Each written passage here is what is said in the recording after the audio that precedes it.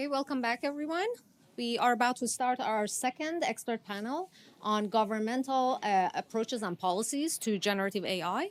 It is my distinct honor to welcome Honorable Mike F. Doyle, who's going to moderate this panel. Mike currently serves as a government affairs counselor in the K&L Gates law firm's Pittsburgh office and a member of the public policy and law practice. He served as the U.S. representative for Pennsylvania's 18th Congressional District, serving from 1995 to 2022. His district was based in Pittsburgh and included most of Allegheny County. In his role, he co-founded and co-chaired the House Robotics Caucus to ensure that the United States remains globally competitive in the field of robotics. He also served on the House Energy and Commerce Committee, where he chaired the Communications and Technology Subcommittee and was a senior member of the Energy Subcommittee. Mike, it is an honor to have you here. Please help me welcome Mike to the stage.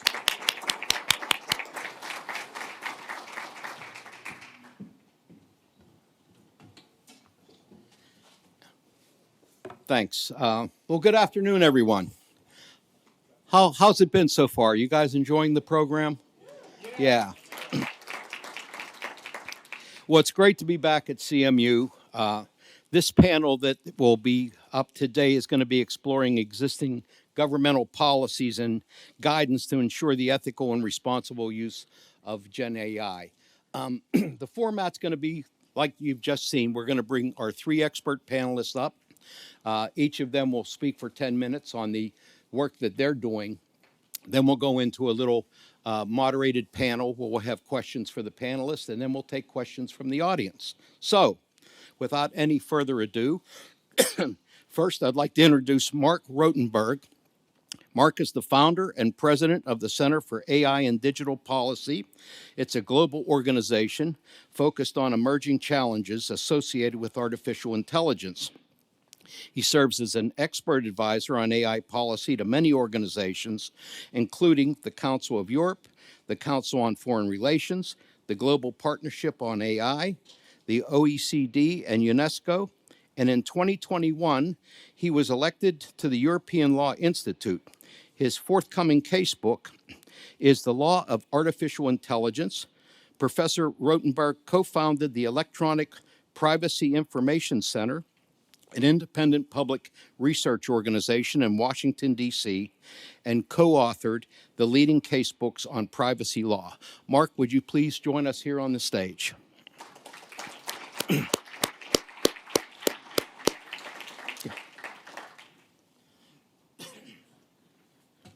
a seat. I'll call you. Oh, okay, great. Thank you. Okay. Our next policy expert is Max Katz. Max is a policy advisor in the office of U.S. Senator Martin Heinrich, supporting the office's technology and energy portfolio, as well as the Senate AI caucus. He was previously a senior solutions architect at NVIDIA, where he helped the U.S. Department of Energy use their supercomputers to do cutting-edge science. His research area is in computational astrophysics, and he continues to perform research in this area on the world's leading supercomputers. Max holds a PhD in physics from Stony Brook University and a Bachelor of Science and Master of Science in Physics from Rensselaer Polytechnical Institute. Max, please come on up and join us. You know, go down one seat. I'll be sitting here, and then we'll do the three. And last but not least, Jesse Dunietz is a computer scientist at the National Institute of Standards and Technology, better known as NIST, where he leads international engagements on AI, technical assistant on AI policy, and AI standards work for the NIST AI Innovation Lab. He holds a bachelor's from MIT and a PhD from Carnegie Mellon University, both in computer science. His technical background includes research in natural language processing and linguistic annotation at CMU, MIT, Google, and a small startup. He also trained hundreds of researchers in science communication and written many articles and video scripts for mass media outlets. Prior to his current position, he was an AAAS Science and Technology Policy Fellow at the U.S. Department of State, where he led the department's international work on AI and human rights. Please welcome Jesse Dunietz. Okay,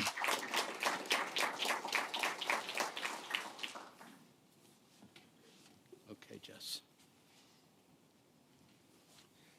Down there. Yeah. Okay. As I said, we're going to hear from each of our expert panelists about their work, and we're going to ask, first of all, for Marc Rotenberg to come up and tell us about his work.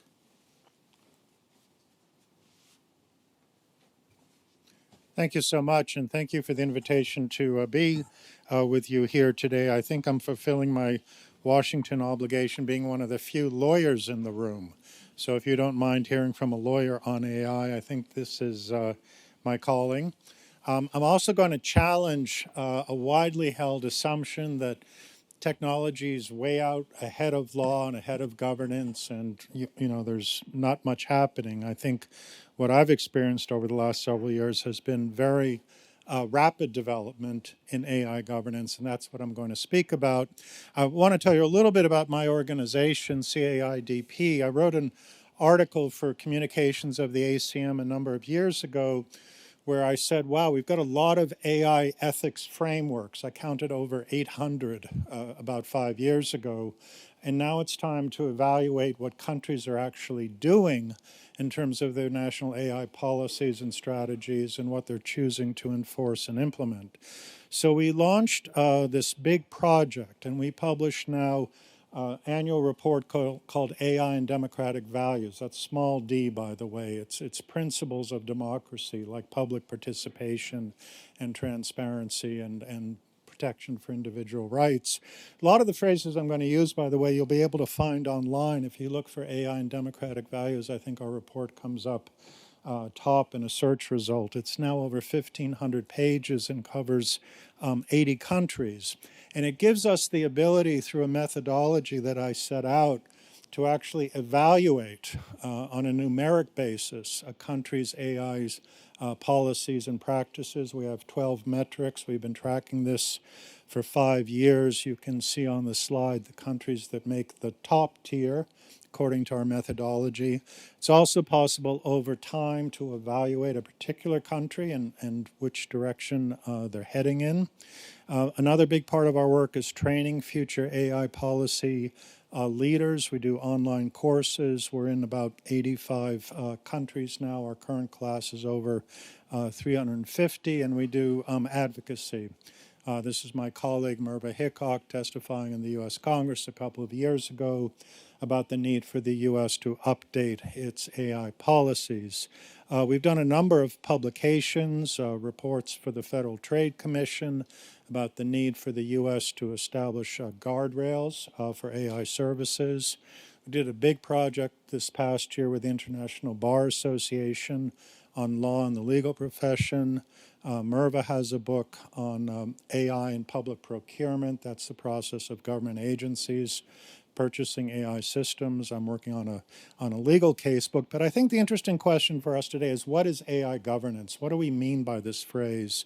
And I've just pulled a few of the sound bites from some of the major governance frameworks. Not surprisingly, many countries say, well, we're going to promote innovation and technological progress. That makes sense. When I worked at the OECD, we talked about human-centric and trustworthy AI. Number of the executive orders in the Biden administration, a UN resolution, talks about safe, secure, and trustworthy AI. These are phrases that are used to, in shorthand, encompass key goals for AI policy. Second point I'd like to share with you is this thought that, in fact, we have governance frameworks. They are evolving. They are becoming more comprehensive, more detailed, touching upon more issues. I worked a number of years ago on one of the first governance frameworks. I brought a card, if you'd like. You can find it online, called the Universal Guidelines for AI. If you don't particularly like our principles, you can use the back as a notepad or bookmark or whatever you wish. just being environmentally responsible. But then, you know, the OECD, the Paris-based multinational organization, 2019, actually set out a fairly comprehensive set of principles. They were adopted by the 42 OECD member nations, and then the same year by the G20 countries, which include, by the way, Brazil, South Africa, Indonesia, Russia, and China. So there was already 5 years ago a fair amount of consensus on basic principles, broad principles. We've had, as I point out, White House executive orders across multiple administrations. Before Biden, the first Trump administration did a couple of executive orders. We've had the UNESCO recommendation on AI ethics. Oh, here we go. So I like my universal guidelines, by the way. Anytime you can get a lawyer to put everything on one page, you're doing well. So this was considered a success. I won't go into all 12 principles, but I think a lot of this is actually just common sense. I will say in the governance world, we tend not to think about harms. By the time we're talking about harms, it's almost too late. Most governance frameworks like the EUA Act tend to be aspirational. This is what we hope to achieve. Goals like transparency or human determination. One principle I was particularly proud of that we set out in 2018, this was before all the existential risk, doomerism stuff started. We called it simply the termination obligation, thanking Hollywood, by the way, for the reference. But it had a simple principle, which was that if it was no longer possible to maintain human control of a system, then the developer or deployer of the system had the responsibility to terminate the system. And I think there's a lot of common sense behind that principle. I also think it has enormous implications for what's now called agentic AI or autonomous AI, and we really need to think about what to make of systems that are truly beyond human control. As I said, I worked with the OECD. We put together some very good principles that were adopted 5 years ago. UNESCO did its recommendation. Remarkable fact, this was endorsed by 193 countries, an 85-page report on AI addressing issues like gender equity and sustainability, in addition to traditional issues around fairness, accountability, and transparency. There was the famous EU AI Act. I happen to like that photograph because the lead participants were from Italy, Spain, and France, so they were drinking cava, prosecco, and champagne. Get it? Okay, that's the way you do a European celebration. And there's the Council of Europe, its AI treaty. I spent 5 years working on that. It's the first international legally binding treaty for AI, and we've now got 40 countries on board, including most recently Canada, Japan, and Liechtenstein. A few words about AI governance in the US. As I said, a lot has actually happened, and there's a surprising amount of continuity across the last three administrations. I've listed the titles of the various executive orders. I will say about the most recent executive order that President Trump issued on January 23rd of this year, this was really mostly a placeholder. It announced a process, a 6-month process to gather comments from the public, to review OMB guidance and a couple of other key documents, and we are actively participating in that process. This was the Biden, famous Biden executive order in 2023. But then we also have the Trump executive order in 2020, and it may surprise people that in this executive order that President Trump issued earlier, there are a number of AI principles that we would look at and say, gee, that actually looks pretty good, very much in line with our universal guidelines for AI. And I will say I hope a lot of these principles are carried forward in the national AI strategy. A few words about AI legislation in the states. There's a lot happening. Max is going to talk more about DC, so I won't say much about DC. But if you want to be on the front lines of legislation in the U.S., I strongly recommend going to the website of the National Conference of State Legislatures, and they will tell you all that's going on there. Recent article identified three key activities, key focal areas: consumer protection, deep fakes, and government use of AI. And you will see in the state legislature references to generative AI. I know that's the topic of our panel. I didn't ignore it. That's actually what the states are legislating in this very moment. I'm getting a flashing red light. If I were in a submarine, I'd be scared. Okay, OSTP, requests for information. So there's still an opportunity this week if you have views on the National AI Strategy to express your views. We are actively promoting this process. We've also introduced our own 10 recommendations. We cover everything from AI innovation to algorithmic fairness. You'll find this all on our website. Advice, even if you don't agree with us, this is how you participate in the public comment process and make your views known.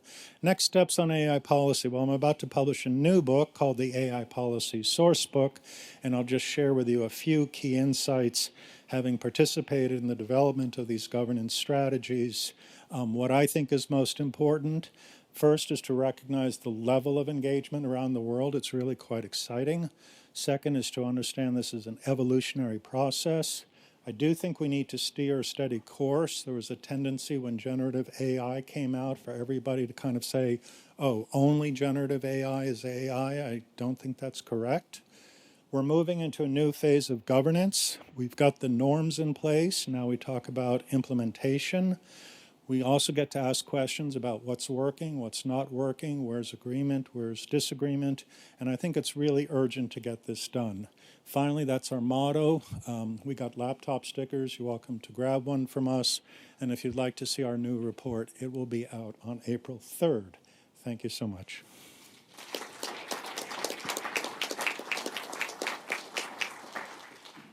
Max, you're up.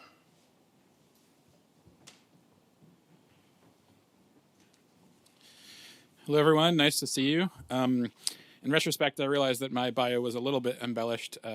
Most of my research these days is just approving other people's pull requests and getting gratuitous co-authorships for code I wrote 5 years ago. But I wanted to say that these remarks will be my own. I don't speak for Senator Martin Heinrich, who I work for. Unfortunately for you, Congress really trains out of people the use of slides, so I'm just going to talk and you'll have to listen. Congress has been thinking about AI for quite some time now. Really since 2018, I would say, is when Congress really started paying attention to this technology. And a couple key pieces of activity happened around the 2018, 2019, 2020 timeframe on AI. One was that the National Security Commission on AI was formed.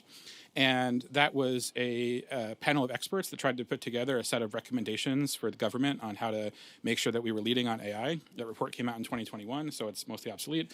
But it's 700 pages or something like that of still somewhat interesting and relevant comments and policy directions on what we should do. The other big activity that took place in 2020 was that Congress passed the National AI Initiative Act, which to this day is still effectively the most significant piece of legislation on AI that Congress has passed. And that set out a number of activities in primarily research and standards ecosystem. So for example, it authorized much of the research work that the National Science Foundation now funds on AI, which is, as they count it, something like $700 million a year of AI research activity. And the Department of Energy also has significant interests in AI. It also authorized some of the work that NIST has done, for example, to develop the AI risk management framework that Jesse will talk about, and also set out the charter for a commission or task force on what was then the proposal for something called the National AI Research Resource, or NAIR, which was the proposal to put together public sector infrastructure for AI. And many of you may not know, but in fact, or some of you probably do know, I'm sure, that the National Science Foundation and the Department of Energy at their national labs have plenty of computational resources that can be used for AI, in fact, are used for AI. Some of them are even available to you. If you're a student or a postdoc, you can apply for time to do AI on these systems. It's all merit-based, and some people do. At the same time, this has been a set of resources that is really most accessible to the academic community or people who do research for a living. And part of the NAIR proposal was to expand that to a broader population. The AI community now is quite broad and is not just people who work in academia. And so anyway, the bill chartered a task force to look into that, and they recommended putting together such a public sector resource a couple of years ago. The senator that I work for, Senator Heinrich, has authored legislation to put that into law, but it's still an active topic that we're thinking about. So that was really focused on research and standards and best practices. Now, of course, there's a lot of discussion about regulation as well. That had been part of the conversation earlier, but it's certainly increased in relevance recently. I'll give you two examples of the kinds of legislation that Congress is considering, just to give you a sense of what we're looking at. One example is in the kind of sector-specific case, and I will give that example as the Defiance Act, which is sponsored by Senator Durbin from Illinois. Congress occasionally revisits. Congress doesn't pass that many bills, you may know, and most of the ones that Congress does pass rename post offices. But Congress does actually legislate a lot. It's just that most of the legislation happens in large omnibus bills that cover a lot of things all at once. And so if you look for AI bills that have passed Congress over the last few years, you won't find that many. But if you look at the National Defense Authorization Act, which is the bill Congress passes every year to reauthorize the military, essentially, you'll find a lot of AI legislation, not all of which is related to the military. And so just to say that these are new AI-specific pieces of legislation that are being considered. So Congress, one of the things that it does every once in a while is to reauthorize or expand previous bits of legislation. And so in 2022, Congress updated the Violence Against Women Act, which is about what you would think. And as part of that, changed the law so that non-consensual intimate imagery, or revenge porn, as you may know it, was essentially illegal. So that you could bring a civil suit against someone for sharing an intimate image of you without your consent. What that didn't cover was deepfake non-consensual intimate images, because at the time that wasn't a thing that was as in Congress's consciousness and in the public's consciousness. But of course, that's very much in the news now. And so the Defiance Act is an example of a bill that very simply modifies that existing law that already says that revenge porn is illegal, and says that's true even if it's a deepfake of someone intended to look like that person, but wasn't a real image, because it still has the same kind of harm. The other example I will give is more of a sector-agnostic piece of legislation called the AI Research, Innovation, and Accountability Act, led by Senators Thune and Klobuchar. It's a bipartisan piece of legislation that is intended to put a pretty broad set of transparency requirements on high-risk AI systems. A lot of people say that the U.S. isn't thinking about anything like what Europe has done, but in fact, if you look at this legislation, it has 2 risk tiers for high-risk systems and critical impact systems. It creates requirements on developers to be transparent about what kind of testing and evaluation they run. And in fact, it is a serious bipartisan proposal to put some broad requirements on high-risk AI systems. And so happy to talk more about other legislation during the session if you want to talk to me. But I also wanted to talk about the future of generative AI and what I think the public sector's role is here. One thing that I believe in very strongly is that the nature of the scientific ecosystem is changing under us. It may not be evident to all of you right now, but I do think that the way we do science is undergoing a profound paradigm shift. And we'll see more activities that look like AI co-pilots guiding science or even automating large amounts of work, while you as the human scientist, for those of you who are scientists, are kind of the pilot, and you're not having to do as much of the grunt work anymore. And so, for example, many of you may know that here at Carnegie Mellon, you have the Cloud Lab, which is an example of this kind of thing, where it's not just the ability to robotically run an experiment, it's also the opportunity to have an AI system guide an experiment for you. And in fact, some of Carnegie Mellon faculty are going through this process of saying to an AI system, how do I synthesize aspirin? And have the system do all of those steps for you and then characterize it to make sure that you got what you wanted. I mean, this is, I think, amazing. And so far, it's mostly been limited to academic papers and, in the case of that work, some interest from the National Security Council on what the not-so-good use cases of that were. But I think, in general, this is the way that the future of science will be. And the reason I bring this up is that if you ask someone like OpenAI, like Sam Altman, if you ask them, like, why are they building what they're building, their public answer is they want to build artificial general intelligence because that will then solve all the science problems that humanity needs to solve. And that's true for DeepMind as well. I think also Anthropic would say the same thing.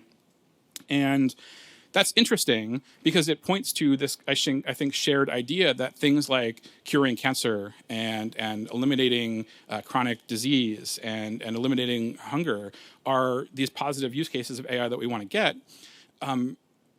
Our belief, I think, or one thing you might consider is, well, why aren't we just targeting that directly? And so one thing that I work on for Senator Heinrich is figuring out how we can harness this technology to accelerate intentionally the pace of scientific innovation, to say that in our lifetimes, we should be able to cure cancer. We should be able to do incredible things like to create a digital twin of the human body so that we can solve personalized drug discovery. The other thing I want to say is that the way that this kind of technology is being developed feels a little bit anti-democratic to me, in the sense that large companies are centralizing large amounts of data and computational power all in one place and then training a model based on that. And that has been a natural evolution of the way that academic AI grew. At some point, we just decided we needed more scale, and that's what we got. But if you look at the history of American innovation and technology, I think if you think about how the predecessor to DARPA created essentially the foundations of the internet, I think there is a more democratic, open way of building this technology, and it will work, and it will have to win. And the reason is that the amount of data that OpenAI has access to, or that Google has access to, is actually a small fraction of all the world's data. And in some sense, it's the least valuable part, because it's the stuff that you can get online for free. So does anybody doubt that if, as a nation, we set a coherent goal together, that we could build incredible AI systems that use all of America's compute and all of America's data, that we could do amazing things that outstrip what any one company could do? I don't think you should doubt it. And it's what we did in the past to create the internet, and it's what we'll need to do again to reinvent the internet in this new AI age.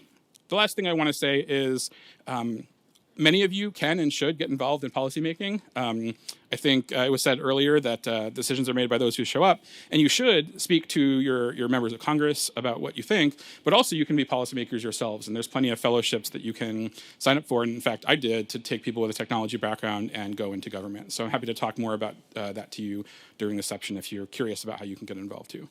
Thanks, everyone, and I hope you're enjoying the panel.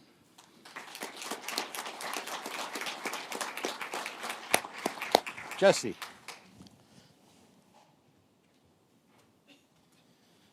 It's wonderful to be, are we on? Good? Okay. Wonderful to be back in Pittsburgh, back at CMU, be here with you all today. I want to talk a little bit about a somewhat different perspective on the theme of this panel. Usually when people use the word policy, I think they have in mind the kinds of things that Max was talking about with legislation, regulation, and there is another set of instruments that's available that others have touched on a little bit, but focusing more on the voluntary side of things.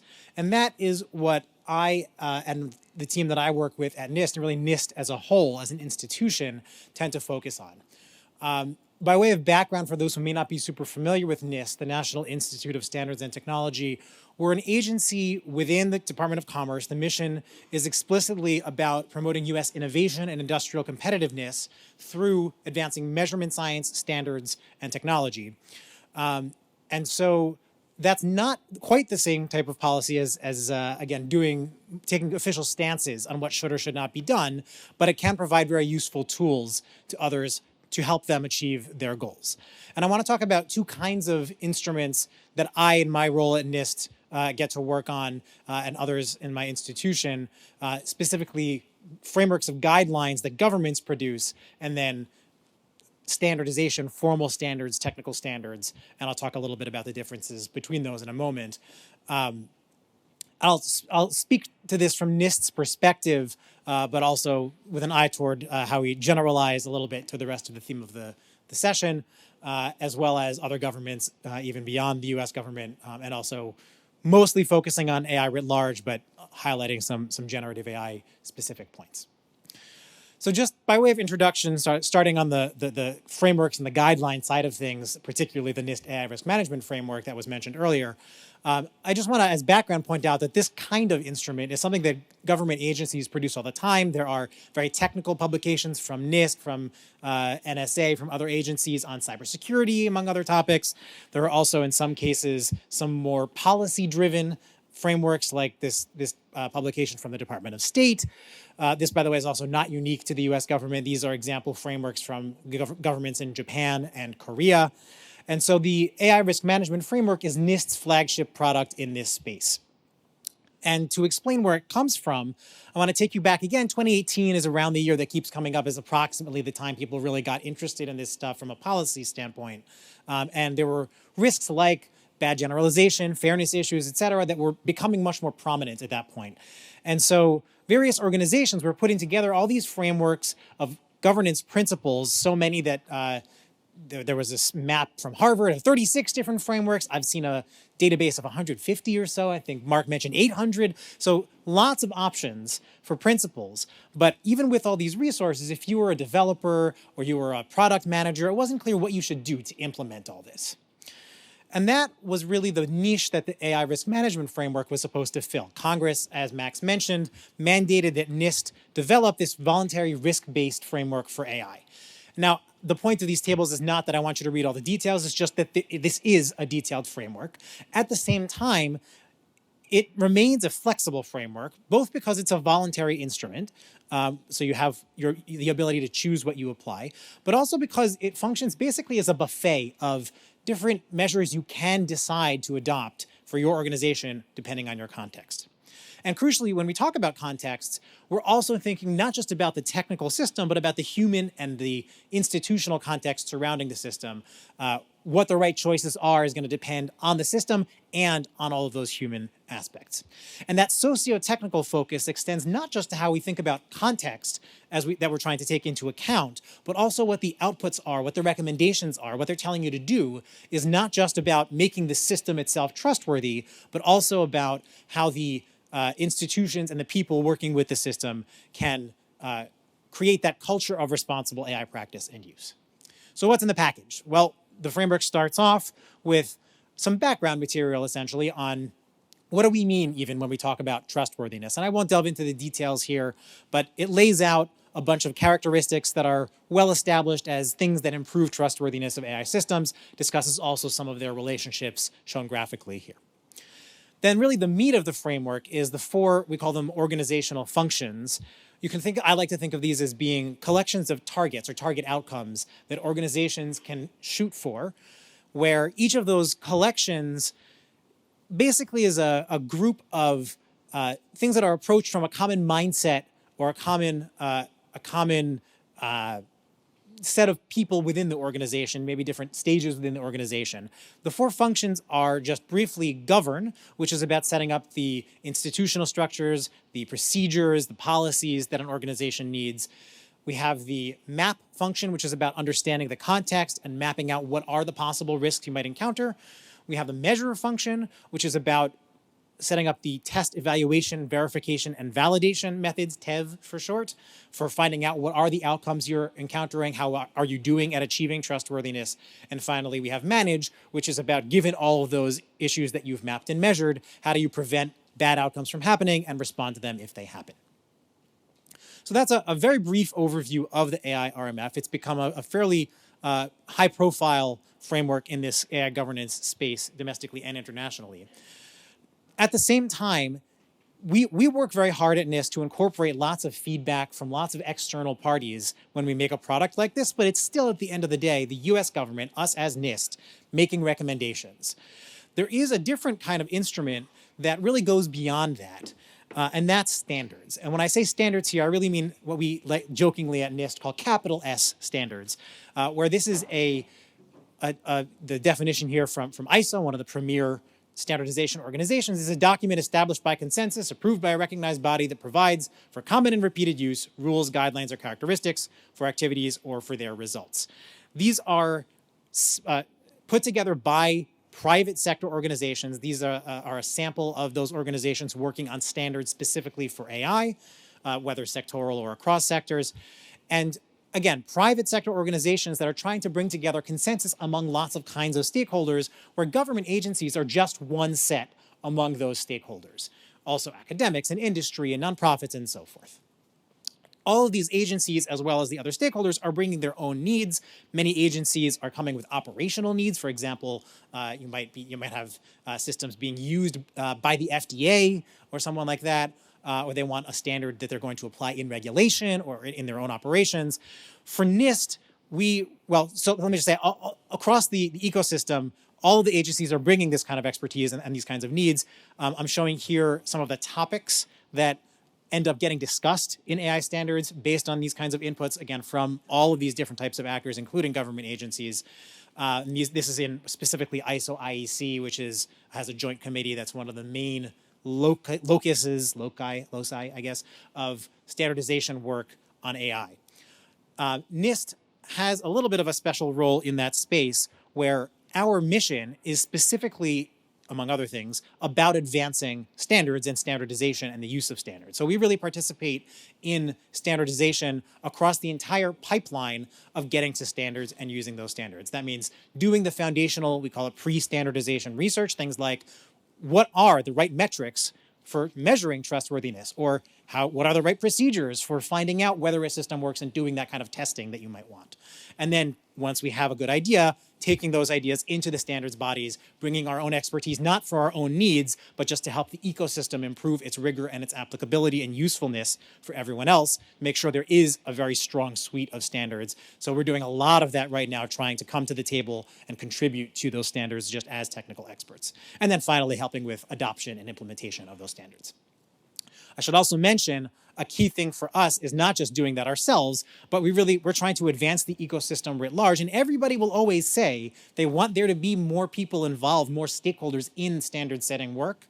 And so part of what we're interested in is also bringing people like academics who are not necessarily represented well right now in the AI standardization space into that world more. Definitely talk to me if you want to talk more about that.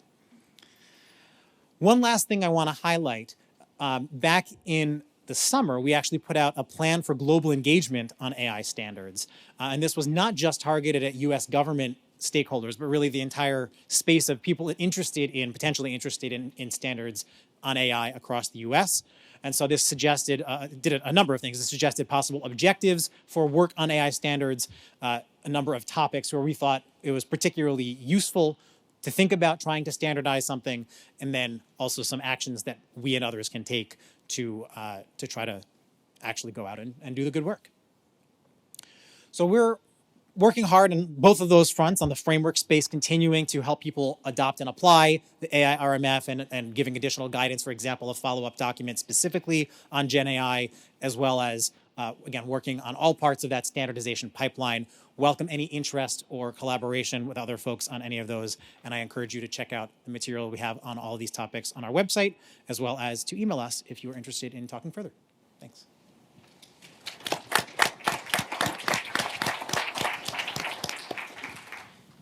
Okay, I want to thank our panelists. We're going to start with some questions, but I want to remind the audience that you can also participate in the conversation and ask questions via slido.com with the code that you see up there.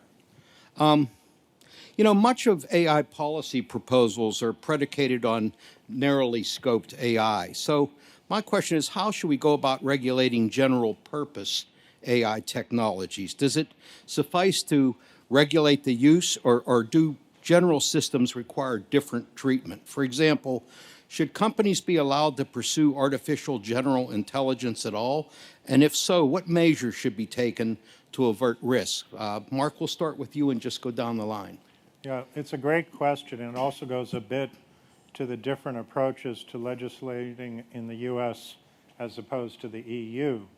So the EU took a risk-based approach, said low level, mid-level, high level, and by the way, risk-based approach includes category of prohibited, and then working down through this taxonomy, you decide how much responsibility, reporting, transparency obligations, and you also work in foundational models.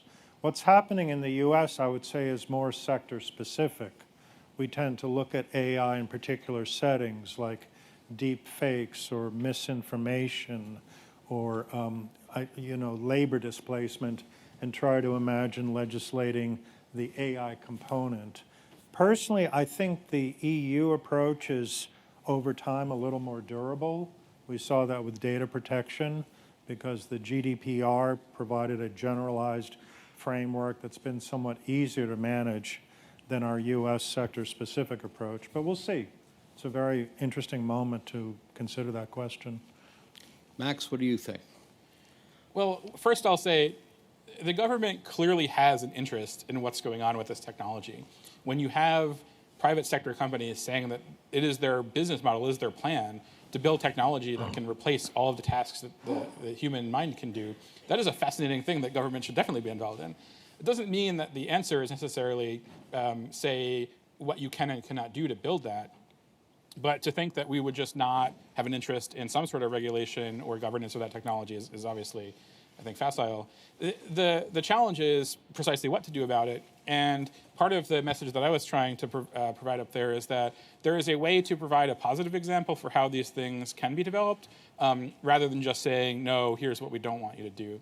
And so if we can find a way to make the development of this technology look more like America and less like a large centralized effort, more like what China would do, then I think we have to do that. And we have to make sure that when people are proposing things like let's do a Manhattan Project to build artificial general intelligence, which is a serious policy proposal that people are saying in DC right now, that we just remember that the way that America builds things is relying on decentralized innovation. And what we're getting right now doesn't really look a lot like that. But if we can figure out a way to harness all American strength in a kind of large network of academics and researchers and computer scientists, I'm confident we can make this technology, or I hope that we can make this technology work more like the way we want to. And so, yeah, we have to think carefully about the regulation, but also just because the thing is of interest to the government doesn't mean that the best answer is to say no, because I'm sure many of you have heard, if you're not following this closely, that right now the most powerful open source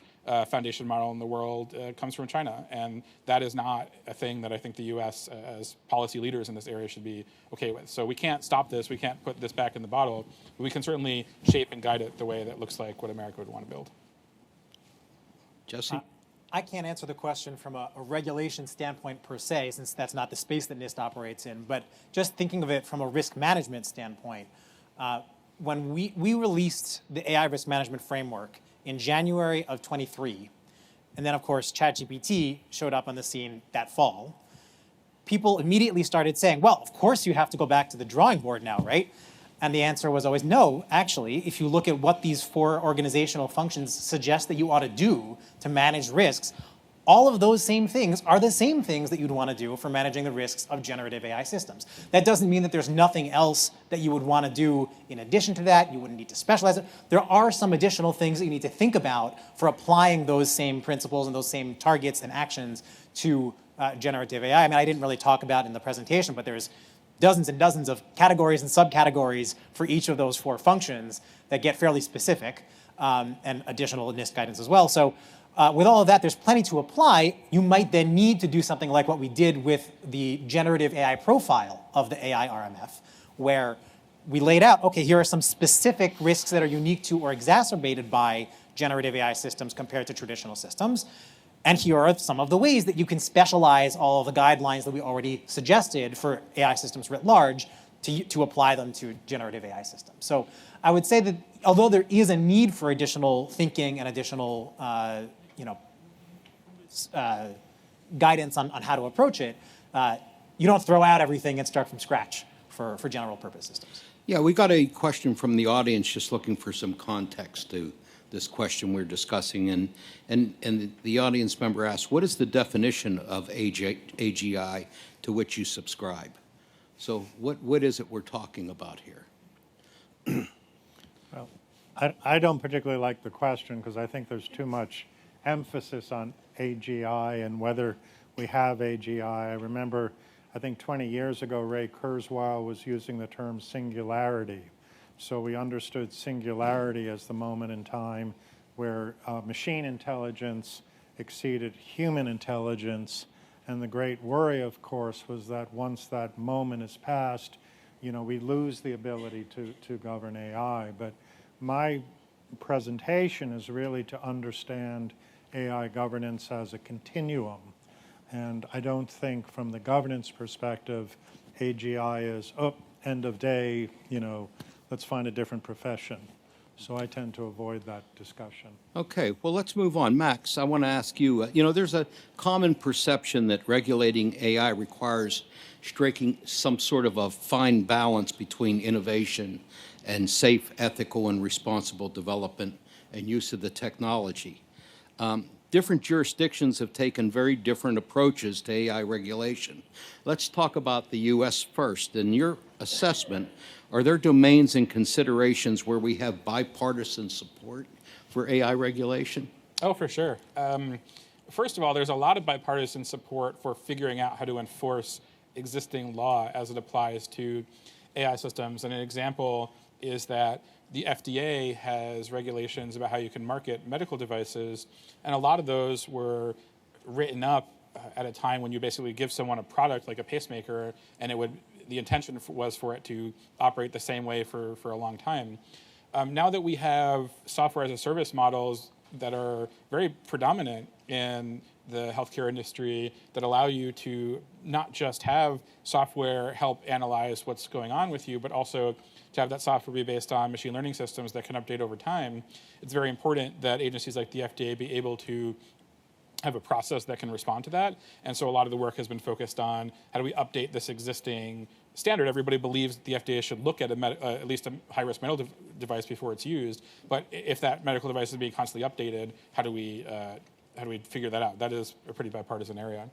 A couple other bipartisan areas of potential regulation that I think are worth mentioning are, let's see, so I think there's a lot of interest in the cybersecurity that surrounds AI systems, particularly powerful systems, where a lot of people are suspecting that the kinds of technologies that these general purpose foundation models are being built have national security implications, or if they don't now, then they will soon. And so making sure that the companies building them are appropriately protect them against intellectual property theft or also data poisoning attacks is quite important. I mentioned earlier, there's a lot of bipartisan interest in deepfake-related regulations. So I gave one example when it came to non-consensual intimate images. Another example is protecting professional artists against fake representations of them. And so if somebody creates a fake Taylor Swift song or fake Drake track, then there's a lot of interest in having protections so that those artists can get compensation if those things happen. And most of the uses of AI that you can think of as being potentially harmful, I think there is some interest in some parts of Congress on that. A lot of the challenge comes down to how do you write those laws in a way that respects the First Amendment and is consistent with other laws. And that can always be a challenge, but it is the new frontier that we're facing as policymakers, so we have to do it. So, Marc, let me ask you about the EU AI Act next. What do you foresee as the downstream effects of this risk-tiered regulation? Well, I think it's causing developers and companies to think more precisely about the practical consequence of providing AI-based services. And I think that's a good thing. I mean, among the requirements for high-risk systems are impact assessments. I think they're called conformity assessments, and that basically says before you release a product, you should understand what its capabilities are, and if you refine the product, you should adjust your impact assessment. Virtually every industry, whether it's food or transportation or drugs, is very familiar with that type of testing. It draws a line between what happens on the research side, which we generally refer to as sandboxing, and what happens on the product release side. There are some very interesting issues, and just to pick up also on Jesse's earlier point about seeing this as a continuous process, even when ChatGPT suddenly appeared in the middle of the legislative drafting, you still need independent agencies to oversee these authorities. You still need to gather experts to do assessments. You still need public reporting requirements. And what happened in February of this year, because there's transition for the implementation of the various requirements, is they actually announced the prohibited AI systems. And I actually think for policymakers, this is the biggest challenge, is the concept that there's certain things that simply should not be permitted. And the EU is going ahead with actually 8 categories of AI systems that cannot lawfully be deployed. And people say, wow, that's really troubling and disturbing. But again, if you look at most other sectors of the economy, you can't put a car on the road with brakes that don't work. You can't sell a medicine that's toxic. You can't sell, food that causes harm. I think this is actually a very sort of commonsensical approach to how we think about products in the industrial age. Let me just stick with you on this, Mark. In what way do you think the current administration's approach to AI will differ from the previous administration and the EU, and in what ways will it carry forward prior policies? Well, it's a great question, and I've actually spent the last several months really focusing on this. We actually did a lot of work with the first Trump administration on both of the executive orders. There was one on 2019 on American leadership. There was another in 2020 on trustworthy AI in the federal government. We worked with the Trump administration on the OECD AI principles. That was 2017 to 2019, and the U.S. was actually quite proud of that outcome. So I think there's going to be a fair amount of continuity. What Max actually described, which is agencies pursuing within their current regulatory authority considerations of AI impacts, that's in the Biden executive order, but I think that's sensible and will be carried forward. Now, to be clear, I think there's going to be some very precise decisions about the use of language. The Biden executive order used words like diversity, equity, inclusion. They're not going to appear in the Trump executive order. But I think if you take out those terms and you look in particular at that Section 3 of the 2020 executive order that I highlighted, I think there's going to be a surprising amount of continuity. So I think I'll stick with you on this, Mark, out of respect for Jesse and Max. Uh-oh. And this comes from the audience, how will government remain objective in the growing number of AI companies with extensive political power focused on non-safety interest? And how concerned should we be about AI systems being regulated by an administration that has eliminated watchdog officials? Yeah, well, I'm very concerned about that. I mean, as I said, from a strictly AI policy perspective, I'm fairly optimistic about carrying forward sensible policies, and I think that's what a good administration will do.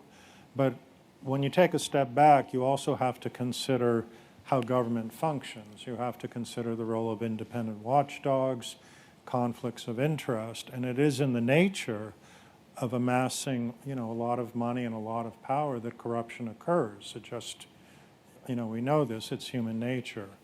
And so when you remove those entities that are responsible for that type of oversight, particularly inspectors generals, I think this is something that maybe people who are in favor of government efficiency may not know. I'm in favor of government efficiency. We have big offices in every agency called the Office of the Inspector General that is always after the secretary of the agency saying this is fraud, this is mismanagement, these people need to be fired. Well, those are actually the people who just got fired, the inspectors generals. So yes, at that level, there's a concern. Thanks. Jesse, some believe that any AI safety regulation would hamper innovation. In your assessment, what are the key benefits and risks of the self-regulatory approach to AI safety? Let me start with two caveats for this question. AI safety means very different things to different people. And so I don't necessarily want to limit myself to a given conception of that. But we could talk about trustworthy AI, responsible AI, whatever conception we want to have. I also just want to say, excuse me, I'll answer from this perspective where we work in this voluntary space, but that's not because we would advocate for or against any particular regulation in addition to or instead of voluntary measures. That's just where our mission is. But I think it is important to think about what are some of the benefits of having a voluntary set of instruments that maybe don't come with some of the more mandatory ones. One I mentioned, or at least hinted at earlier when I talked about the AI RMF as a buffet. You can do that with a voluntary instrument, where you don't say, here are all the boxes you have to tick. Instead, you say, here are a lot of things that might be a good idea. But I don't know everything about your context, and context is very important when deciding how to govern an AI system. So that allows for a lot of flexibility for people to say, okay, actually, this piece just doesn't apply to me. This piece is very important for my context. Another important benefit is the flexibility of updating or keeping the tools up to date, where there are long timelines for regulatory or legislative changes. In some cases, some of the voluntary instruments can be much faster to be updated or can stay more flexible. That's not always the case for the standards space. There are some very long and onerous processes for standards development, and NIST is actually very, very close to launching a formal effort to try to help improve that, to help standards developing organizations speed up that process as well. So, as in possibly like this week, announcements about efforts that we're going to be working on that space that might also involve some of you folks if you're interested. So there may be more to do there, but I think there is still some benefit for speed. Yeah, as a follow-up to that, one of our audience members has asked, how different is the problem of designing standards from achieving alignment from, say, the congressional perspective? Do the same challenges apply? Interesting. The process ends up being very different because of the expectations around the product, I think. In a legislative, and Max can correct me if I'm getting the details wrong here, but in a legislative setting, ultimately what you have to do is get enough of the people who have the authority to vote yes. Now, in some sense, that's true in standards as well, but the theory is supposed to be that the products coming out of a standards process or a standards developing organization, an SDO, are consensus products. They're supposed to be consensus among a very large variety of stakeholders, usually, at least in many cases, international consensus from many, many countries. And so, yes, that happens via ballots that go out to the national bodies and they vote, but what's supposed to happen is that they have rigorous processes for trying to get everybody on the same page so that it's not just a matter of like, well, 5 people hated it and 6 people loved it, so it passes. We can talk about the extent to which that always succeeds, but that's the goal, and I think that puts a different flavor on the product and the processes that happen.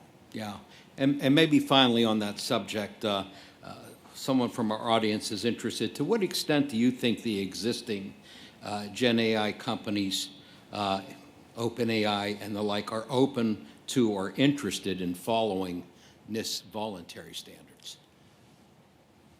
For a lot of this is not just true of NIST, it's true of the products coming out of SDOs as well. There are strong incentives, at least in some cases, for following some of or for adhering to these standards.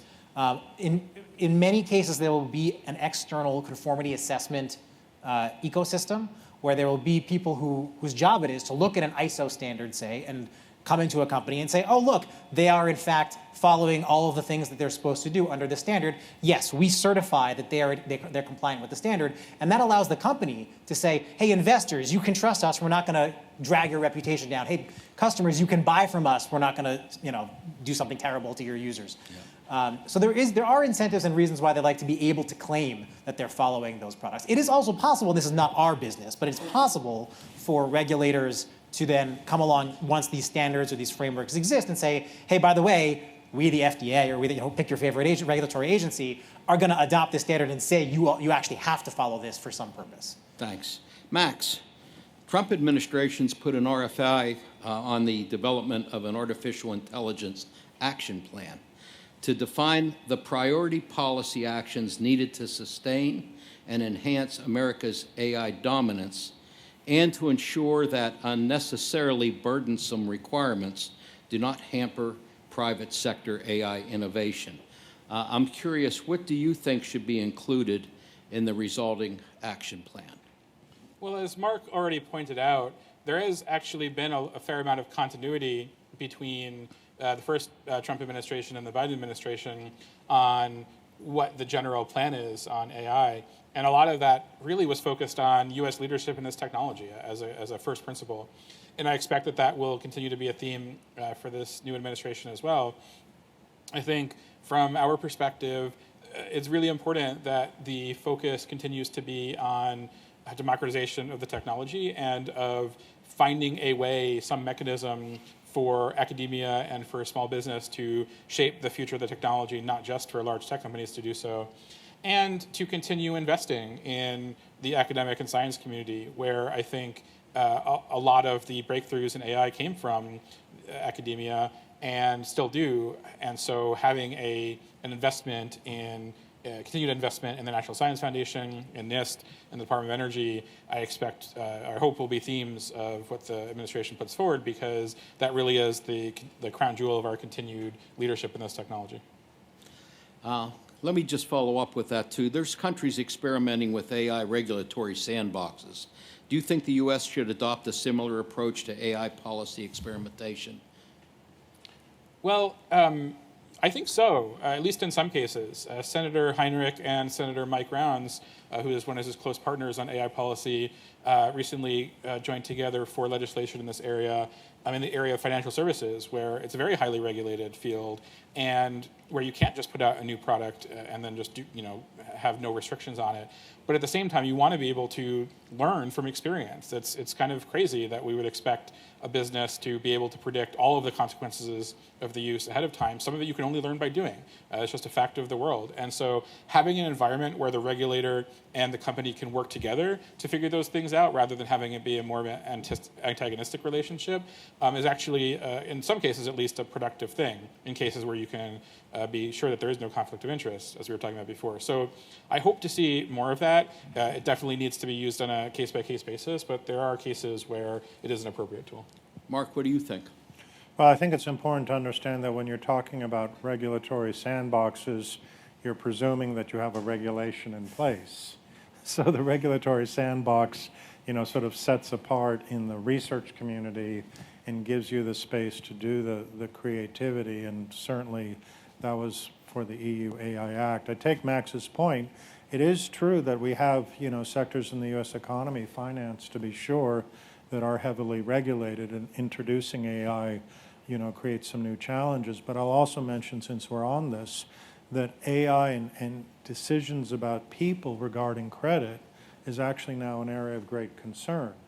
Because, in the old days when we had rule-based systems and we were familiar with the criteria and we could evaluate those systems, we could say, well, okay, a bank can use past credit worthiness as an indicator, but a bank should not use race or nationality or gender. And it was easy to make those determinations when the credit algorithm was transparent. Increasingly now, we're of course in a probabilistic world, which produces very impressive results in terms of data as against results, but at the same time isolating the criteria and determining, for example, whether race or gender appear by proxy but can't be determined, I think is going to pose some real challenges. So I think we need to innovate, but I also think we need to make sure that those safeguards are preserved. Jesse?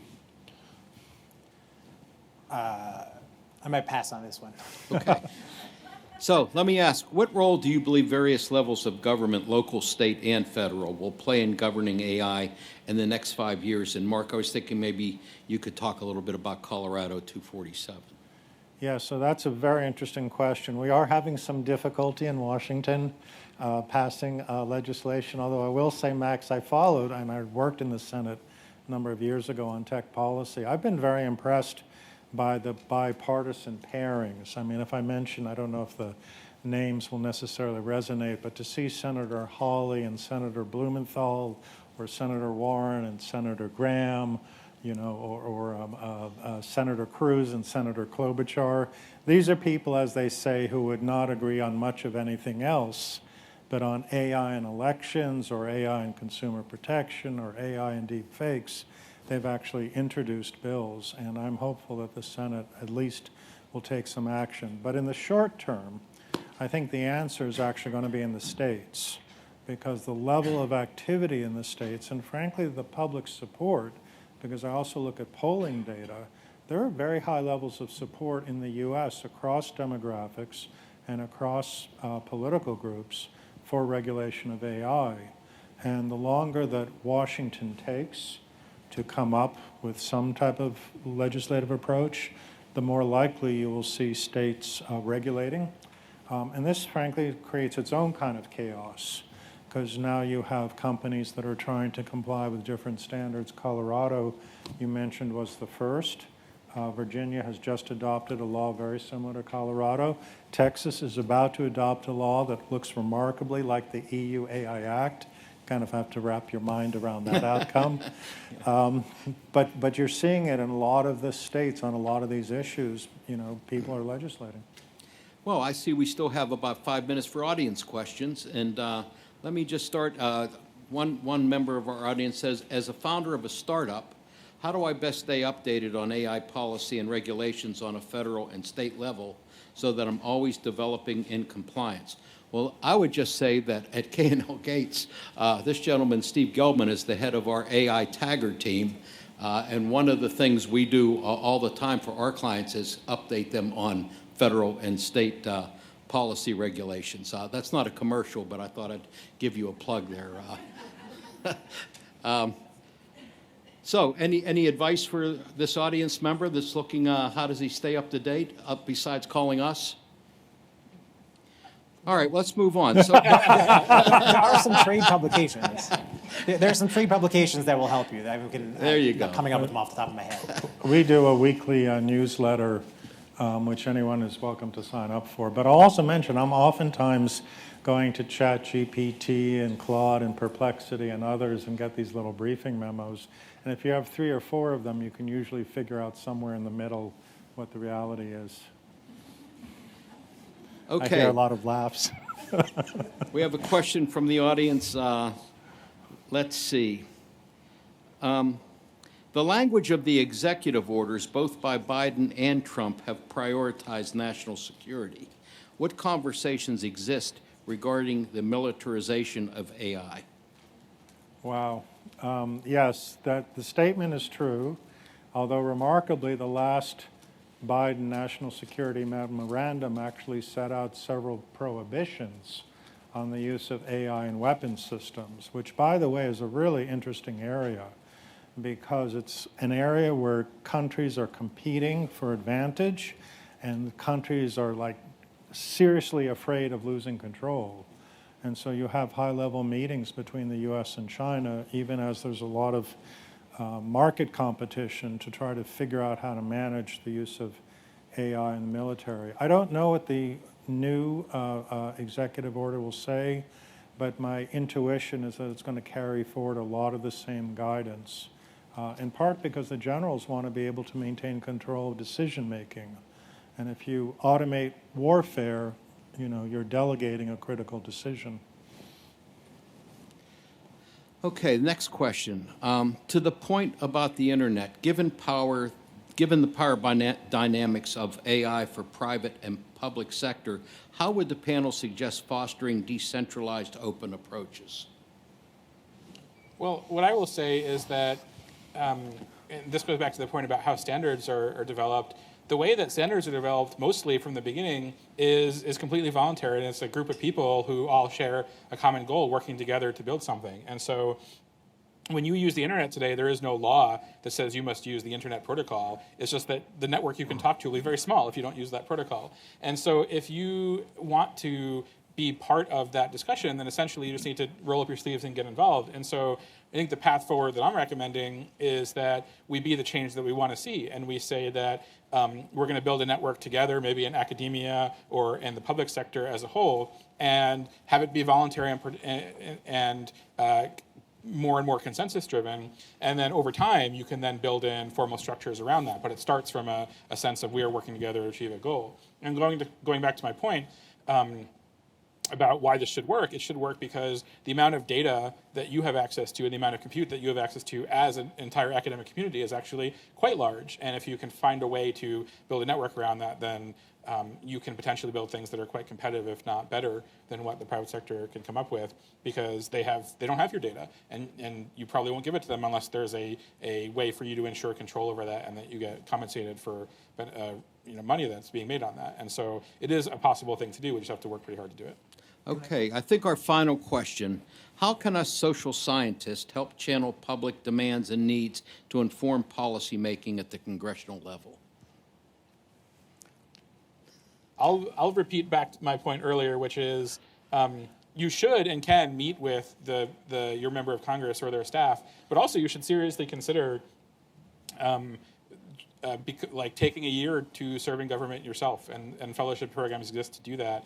And the vast majority of people that I work with in AI policy and government are not technologists like myself. They are people with government background or social sciences backgrounds, and they play a very important role in thinking through the general law implications of what the technology looks like. So I would say be that change and come join us at least for a year. It's not always rewarding, but it definitely, or it's not always fun, but it is always rewarding to serve your country in that way. Well, I'm sorry, do you want to? Just quickly, I wanted to put in a word for our AI policy clinics. This is literally what we teach over 12-week structured course. It's free and it's online, and we've been doing it now for 5 years, very successful.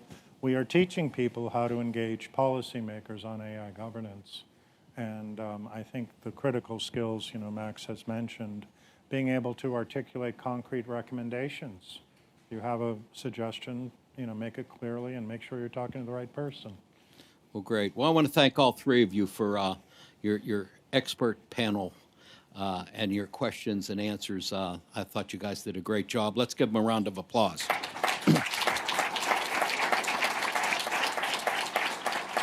Okay, we have a 15-minute coffee break, and we'll return at 3 o'clock for the third panel on industry and organizational governance of GenAI. All right. Thanks. Thank you. Thanks, guys. Thanks.